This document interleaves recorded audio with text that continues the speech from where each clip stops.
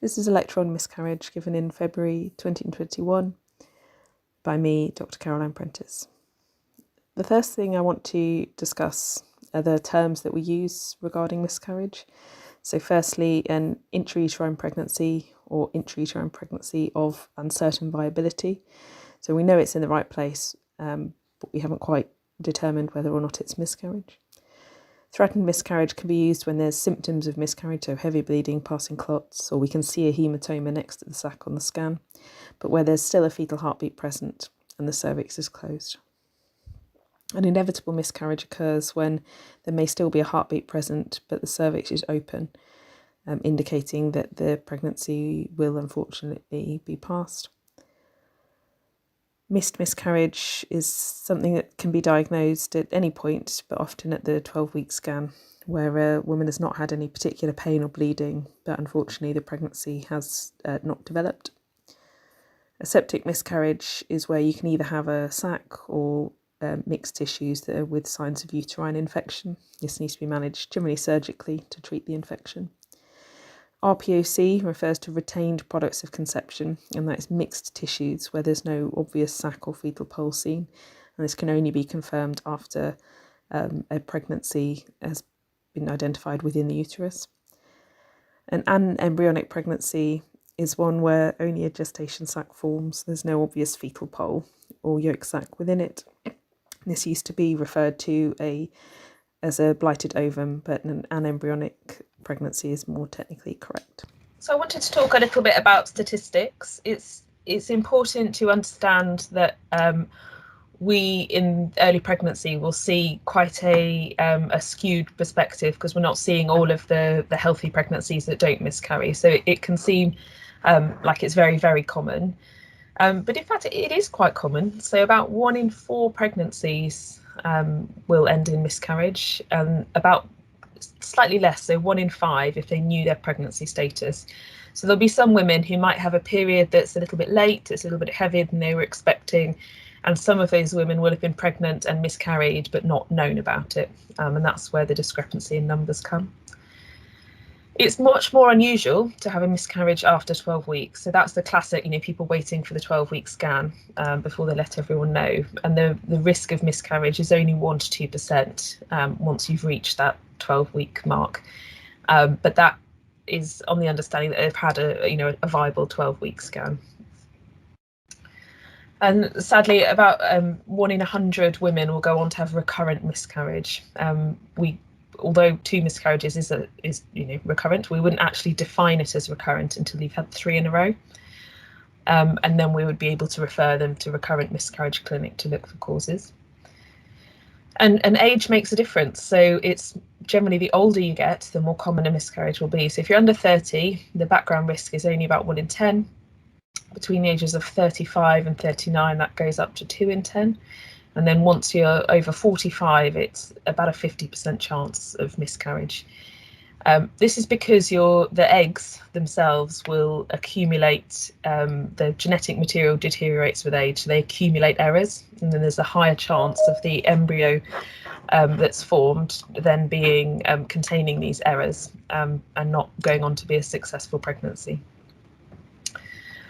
So that's why that changes with age. And actually, interestingly, it also changes with the man's age as well. So sperm quality also declines with increasing age.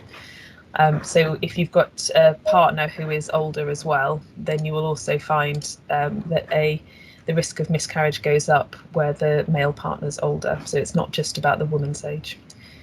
And the reason for it is it's that quality of the genetic material. So why do they happen? I've already talked briefly about what causes miscarriages. Why do miscarriages happen? So the most common cause is a chromosomal abnormality. So this is where the egg and the sperm have fertilized, but the resulting embryo does not have the correct genetic information to form an ongoing healthy viable pregnancy. So that can be trisomy, where you've got an extra chromosome, triploidy, where you've got a whole set of extra chromosomes. It's usually sporadic, it's usually just a mistake. And I've heard there was one consultant who used to explain it to women as it's almost like the egg and the sperm contain the set of instructions for building a fetus, and there's a spelling mistake somewhere in those instructions, so that the embryo, the baby, can't develop properly, which then results in the miscarriage. And that's the sort of analogy that you could develop something along those lines to use for women that want to know a little bit more. Sometimes it's that the placenta, the early placenta, hasn't developed properly, so it's not embedded well enough into the uterus. There's not enough blood flow for the ongoing development of the embryo. There are medical conditions, things like antiphospholipid syndrome, thrombophilia, factor V Leiden protein, C and protein S, antithrombin. These are the ones we test for in recurrent miscarriage clinic. They can cause miscarriage. Genetic abnormalities in the parents. So the most common would be a Robertsonian translocation, where there's a mistake in the parents' genetic material that is not a problem for them, but will cause about 1 in 4 of those pregnancies that they create to miscarry. Cervical incontinence and structural abnormalities will increase the chance of miscarriage. This typically occurs slightly later on, so the later miscarriages rather than early miscarriages. So either that the cervix can't physically hold the pregnancy in, or that there's something unusual about the shape of the womb that is not accommodating to the growing gestation sac. So septums, where you've got the cavities divided into 2, or fibroids, where you've got a growth projecting into the cavity that's preventing the pregnancy from growing well. Some infections, not sort of generally, a cough and a cold isn't going to cause a problem, but something like having a very, very high temperature, so things like flu, certain infections like CMV and toxoplasma, and these specific infections can cause miscarriage. And then generally medical conditions or the medication that people take. So there are some embryo toxic medications, anything like vitamin A is one, things like methotrexate or chemotherapy, if you're taking those that are aimed at rapidly dividing cells, they will also then affect pregnancy. And medical conditions, things like diabetes, particularly poorly controlled diabetes, is associated with miscarriage. So there's lots of different reasons why these happen, which leads us to the question, well, why don't we investigate? Why aren't we finding out why these women have miscarried? There's a couple of reasons, really. One is that there's no real benefit. So there's no increased risk of a further miscarriage if you've had just 1 or 2 early miscarriages. You're not more likely to have another miscarriage. Even if you have had 3 miscarriages in a row, it will do all those investigations. So we scan, we do blood tests, we look at the genetic makeup of the parents. We'll still only find a reason for about 50% of couples, and those reasons may not have treatments. So if you find somebody that's got a Robertsonian translocation, you can't change the genetic makeup of the parent. There's no particularly good treatment. If we don't find a cause, the outcomes are still really good. So if you've had 3 miscarriages, we don't know why, the chances are there's still a 75% chance that you will go on to have a live baby, which is quite reassuring. And as I've explained, there's some of these causes don't have treatments that we can target. But the thing it's important to remember is for women that have had a miscarriage, their overall chance of having a successful pregnancy in the future is still really good, regardless of investigations or tests or why this miscarriage happened. And that's true for the majority of women. So just a little bit about scanning. I thought I'd just put it in because we're talking about these terms. I'm using these terms, but it's quite helpful to sort of imagine what you're seeing. I'm trying to encourage those of us that scan to add little printouts to the back of the printed out scan, so that we can hopefully have a look and so you understand what we're trying to look at. So this first one here is showing a very early pregnancy, so just 4 to 5 weeks. You can see here, can you see my mouse pointer? I don't know if you can, but the black area in the middle is the developing gestation sac. The reason I know it's a real sac and not a pseudo sac is that there's what we call a decidual reaction. So this brighter white area around the sac. It's nice, it's round, it's not collapsing, it's not irregular. So that's an intrauterine gestation sac. After about 5 or 6 weeks, you'll start to see a sac within a sac developing. So this is the yolk sac, and this will be always to one side. It'll be attached on one edge. And you can even see here this little blob is the start of the embryo developing here. If we wait another 1 to 2 weeks, you can see that embryo has elongated. It's become longer, it's become bigger in proportion to the yolk sac. And I would expect to see a heartbeat at this stage. And this will be perhaps only 5 millimeters long, 4 millimeters long, but I would expect to see a heartbeat. You can even see heartbeats sometimes with these tiny, tiny little embryos. It really just depends on how good the quality of your scan machine and the size of the woman is that you're scanning. And then on with time, I would expect the sac to get bigger. You can even see the amnion and the chorion separating here, so the 2 layers of membranes. The yolk sac will still be present, and you can see that the embryo is getting bigger, and it would be much easier to see a heartbeat at this stage. Around about 8 weeks, you could probably see all of this abdominally. You probably wouldn't need to do an internal vaginal scan. Once you're getting to about 8 weeks, we'll tend to try with an abdominal scan rather than go straight for a vaginal scan, and you should be able to see quite a lot of detail.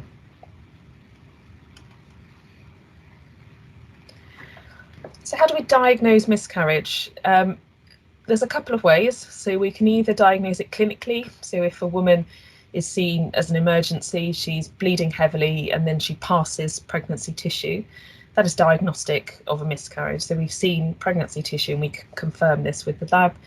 You might see a sac, it just looks like a little, almost like a grape, or sort of fluid-filled vesicle.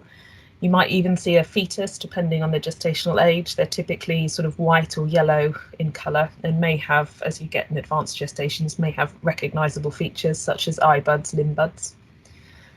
On scanning, we would diagnose a miscarriage if the crown rump length, so if I go back to the scanning, so this is the measurement from the top of the head to the tip of the bottom. So here it would be the top of the head to the tip of the bottom.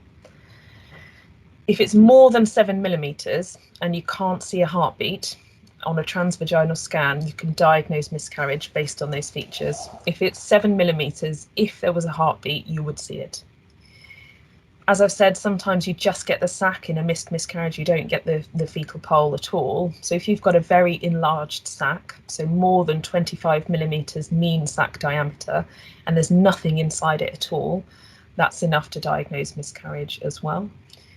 If you can't meet those first 2 criteria, so if it's less than 7 millimeters, or you've got an empty sac, but that sac is less than 25 millimeters, we should be rescanning.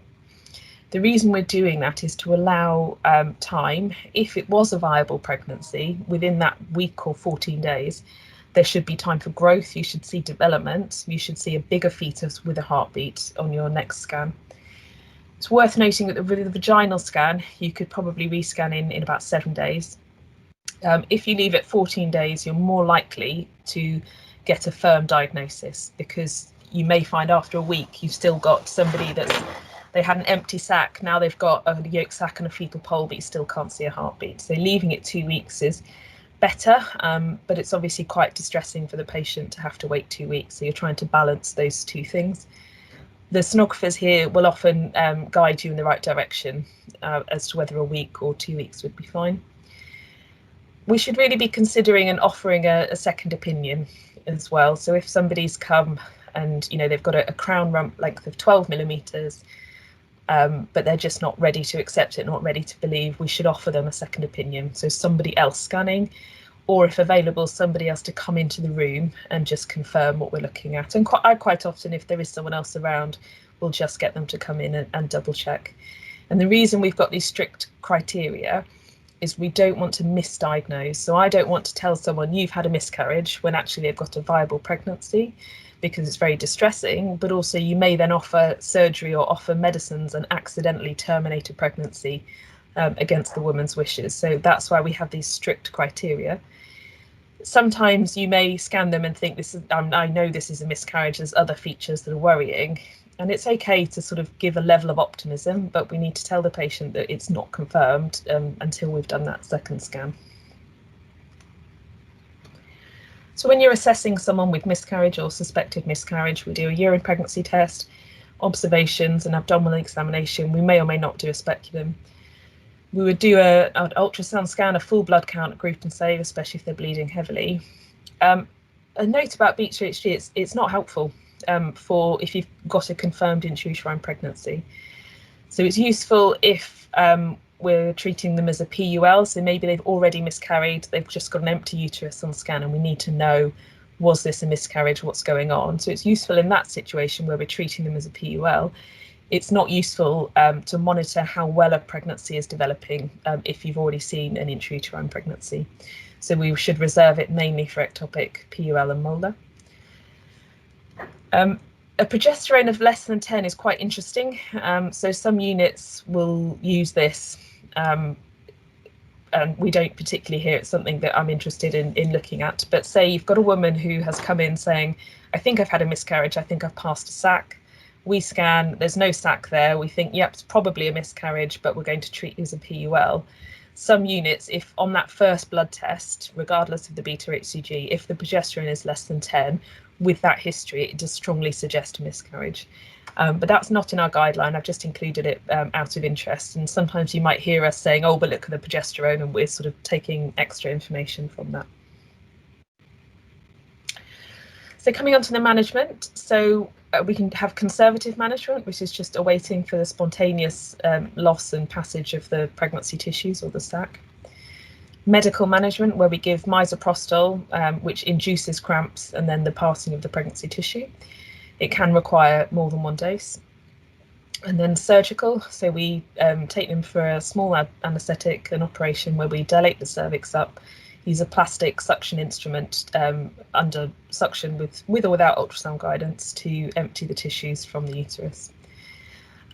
It's reassuring that the actual risk of infection or serious harm is very low for all of the differences, all of the management approaches, and there's no significant difference in future pregnancy outcomes, because often women will ask you, well, what's the safest thing? What's going to, is having surgery going to have an impact on my fertility? So generally, the answer is no. They're all roughly equivalent in terms of their future outcomes, and there's no difference in the risk of infection. So really what you have to do with women and couples is to offer them a clear explanation explaining each method, signpost them to written information, respect that everybody's going to have a different view. So some women will want to have a natural approach, avoid medicine, avoid surgery, and want to do everything in a more natural way. Whereas other women just want it over. They just want it done and finished and would like to come in, go to sleep, have their surgery, and then it's over. We need to respect those views and ideally offer any treatment that we can. We should allow couples lots of time to ask questions and reach a decision. So unless someone is pretty certain, I wouldn't put any pressure on them to make a decision at their first appointment. I'm happy for them to call us back later on, ask more questions and go through it again. A few considerations where we might try to steer people in one direction or another. If they've got very heavy bleeding, if they're already anemic, these women probably need surgical management. We can't really afford for them to be bleeding at home where they may encounter problems or faint or experience harm. Some people may be very distressed by pain and bleeding, and they're unlikely to be able to cope at home. And if they're expressing that concern, it might be quite traumatic to encourage them to have expectant or medical management at home. You've got to consider the access to their support. So if they live alone and they wouldn't have anyone to call for help or get them to the hospital, I'd be a little bit worried again about offering medical conservative management, particularly at a later gestation.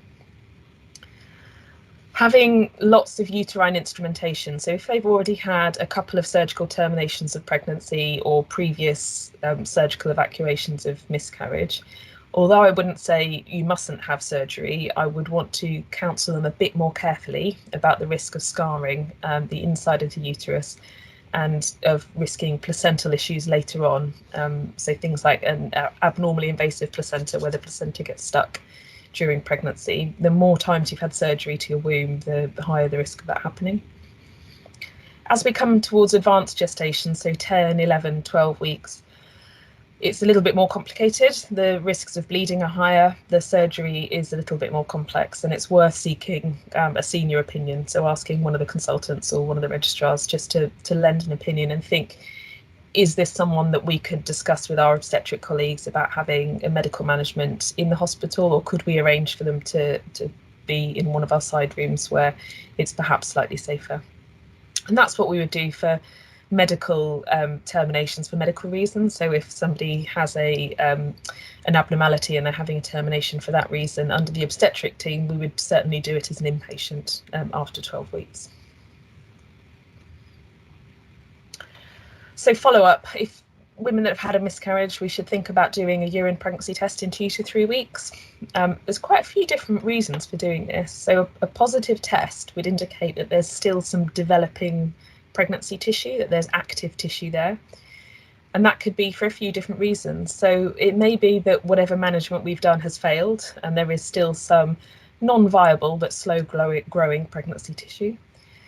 We might have missed a molar pregnancy, particularly a partial molar pregnancy where there is an abnormal appearing fetus and then pregnancy tissue. And if we've missed that on scan, which is quite common, they may still have a positive pregnancy test, and those beta-HCG levels can be quite high. They may have had a heterotopic pregnancy. So this is a pregnancy where you've got one inside the uterus and then an ectopic pregnancy at the same time. So they could have miscarried the intrauterine pregnancy and still have an ectopic pregnancy that needs managing. Or they could have had a twin pregnancy and they've miscarried one of the sacs. These are uncommon. I'm not expecting this to happen all the time, but it's the reason that I would advise every woman with a miscarriage, including where I've done surgical management, to do a urine pregnancy test in 2 to 3 weeks. If it's positive, we should be inviting them back in, doing another ultrasound and assessing them clinically to find out what's the reason for this. Do they have retained tissue? Do they have something more unusual going on that we need to investigate? Moving on now away from the sort of technical medical side of things, I wanted to cover a little bit about communication. It's really difficult to speak to women about miscarriage, and it's so important that we do this in a sensitive way. There's a really excellent resource on the Miscarriage Association website. So I put it there as a QR code, and there's a link there that I can share later on. And it's quite quick. It takes you through, there's 5 different bits. You don't have to do it all if you don't want to.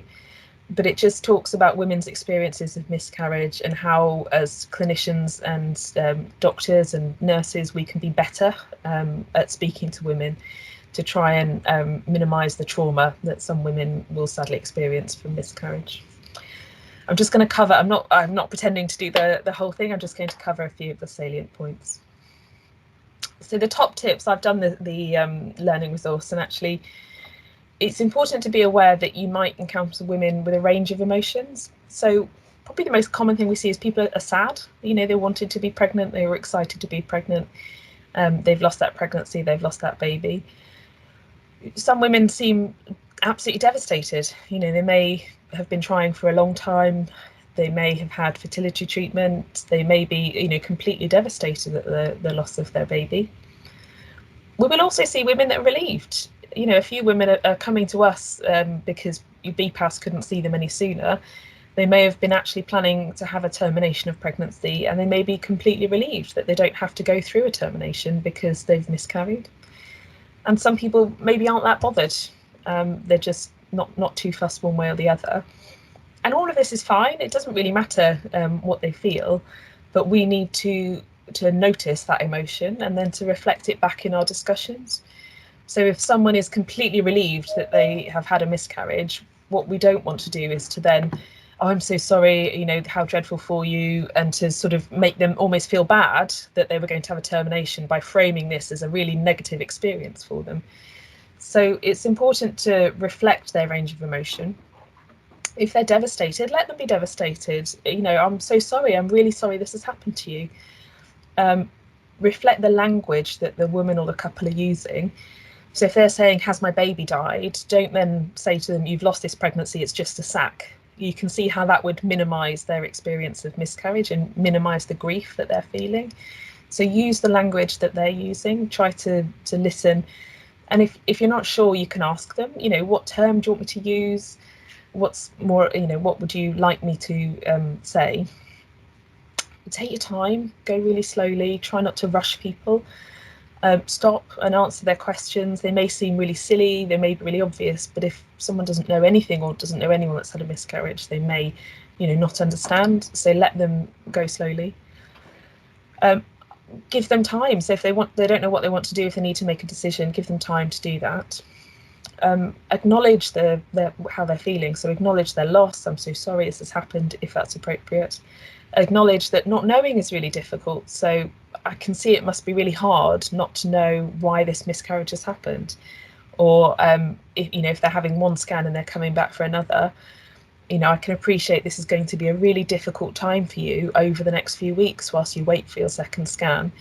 Do remember you can call us with any questions. So signpost them if they're looking sad, looking lost, looking really troubled, and then signpost them to miscarriage support, even though we haven't technically diagnosed it. As long as you're honest and say, this might be a miscarriage, would you like a bit more information, if that's what it turns out to be.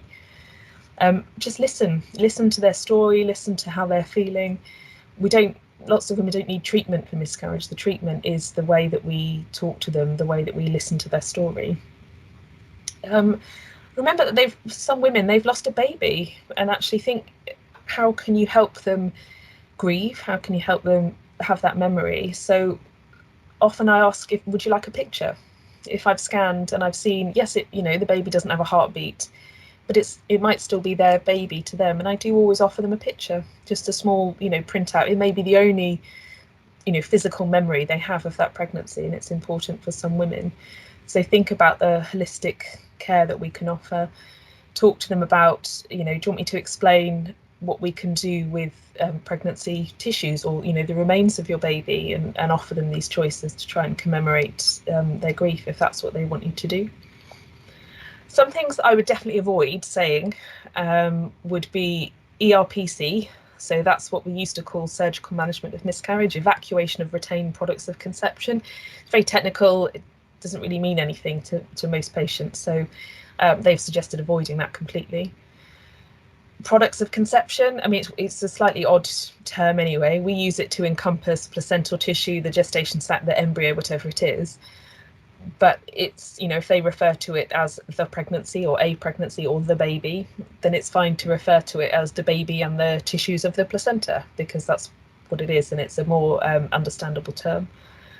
We shouldn't be using the word abortion at all in any context. So in older medical terms, spontaneous abortion was what we used to call a miscarriage.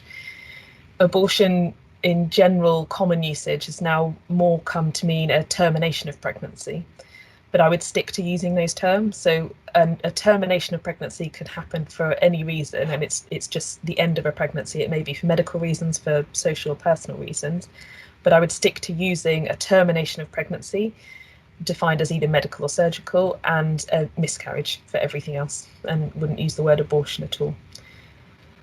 Saying things like bad luck, it's just bad luck, or it's just like a heavy period, they minimise that loss that people are feeling, so I would try to steer clear of those terms.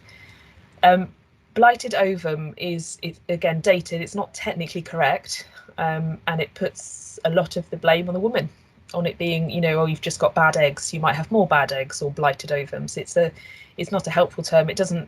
The significance for the future doesn't really matter whether it was an embryonic pregnancy or an embryonic pregnancy. So it's not a word that we need to use. And then describing a surgical management of miscarriage as a scrape or vacuumed out, things like that, they're unnecessarily graphic, and a surgical management of miscarriage. And then just describing physically what it is. So we're using a gentle suction catheter. I tend to describe it as a gentle suction catheter about the size of my pen, and they can see that in front of them. It's not particularly scary. And I say we use that to gently remove the pregnancy tissues from within the womb. So, you just call it what it is without using graphic terms. In my training, I found it really helpful to observe other people. So sitting in when you've got the opportunity, listening to how Jane and Vilma and others do their telephone consultations. You can sort of sit and listen to what they're saying. So what language are people using? What terms are they using? How do they explain something? So how do you explain an intrauterine pregnancy of uncertain viability? How do you describe a medical management? How do you describe a surgical management? And then think about, how did the patient respond to this? Because it's not always going to be positive. So sometimes you might say something really awkward because you're tired and your brain's hurting, and you can sort of almost see a patient react to that. So notice how the patient responds to the clinician's language. What was positive about their response? Did they have any negative, response to what they were saying? Did it look like they were understanding? Did they use natural language?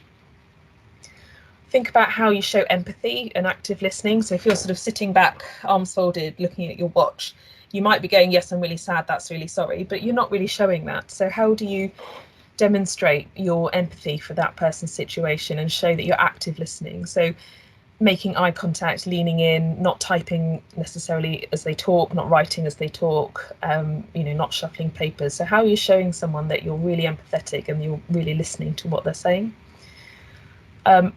And obviously you can't just watch someone else and do exactly what they say. So have a think about how you're going to adapt that until it feels natural to you. Could you practice some of this terminology? So could you practice explaining, to perhaps the HCA in clinic, or explain to a nursing student, practice on them. So, to somebody that perhaps doesn't have a detailed knowledge, how could you practice explaining it to them so that the language feels more natural? It feels more like the way that you would say things. And then if you're explaining it in a natural way, you'll find that the patients will understand what you're saying. You'll appear more genuine as well than like a robot reading from a script that's not quite yours. So it's not easy, but these are ways that I found I learnt how I can adapt my language. There's lots of really good resources around. So they're mostly charity supported. So Tommy's, this link has got, it's aimed at patients. There is a section for healthcare workers as well. But I really like Tommy's statistics. I find them quite clear, quite easy to follow. So I've used some of those statistics for this report. Excuse me. The Miscarriage Association, I've already mentioned, they produce a lot of our leaflets. You'll have seen them around probably in the clinic. They also have, that's where the health professionals resources. So it's just a short interactive resource that you go through. And that there were some things actually I thought, I do that and I say that. And I wonder, how could I be better in the way I communicate? So it did make me think about the language that I've been using. The AEPU is the Association of Early Pregnancy Units, and there's quite a lot of interesting resources on there. And then if you wanted some more information on the technical guidance, so how we diagnose a miscarriage, what are the scan findings, why is that an intrauterine pregnancy of uncertain viability, and why is that one a miscarriage? Those are all taken from the NICE guidance 126 there. I'd really appreciate it if you could take a few moments to give me some feedback about what was good, what could be improved, and any topics that you'd like covered in the future. I'm hoping to do some more lectures, and it would be good to know what to cover. You can just scan the QR code and it should take you to a very short Google form. Thanks for listening, and I hope this was helpful.